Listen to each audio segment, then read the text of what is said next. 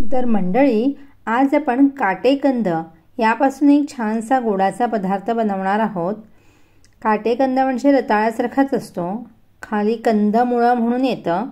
तर याचे 2 भाग केले आहेत, स्वच्छ धुतला आणि कुकरला 2-3 शिट्ट्या काढून मीठ टाकून शिजवून घेतलं। आता त्याचे सालं काढून असं बटाट्यासारखं सोलून घेतलेलं आहे आणि त्याचे बटाट्यासारखेच आपण तुकडे करून घ्यायचे आहेत। गोडाचा पदार्थ बनवायचा म्हणून पॅनमध्ये तूप टाकून त्यामध्ये हे काटेकंदचे तुकडे परतून घ्यायचे आहेत। अतिशय खरपूस परतून घ्यायचे आहेत। एक 5 मिनिटं तरी परतायला लागतात, मग त्याची चव खूप छान येते। इथे मी पेरूचे बारीक तुकडे करून घेतले आहेत।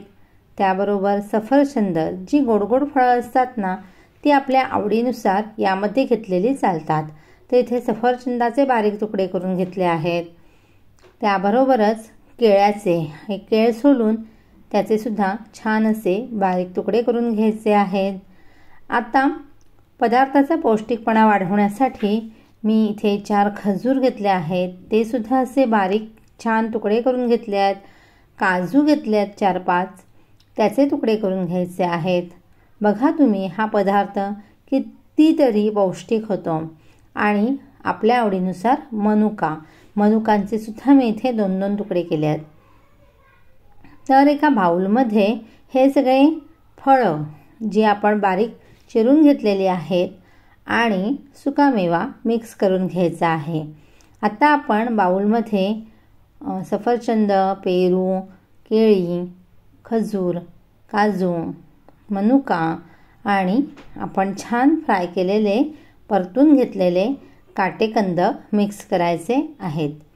आता यामध्ये मीठ वगैरे टाकण्याची गरज नाही आहे, कारण पदार्थ गोडाचा आहे।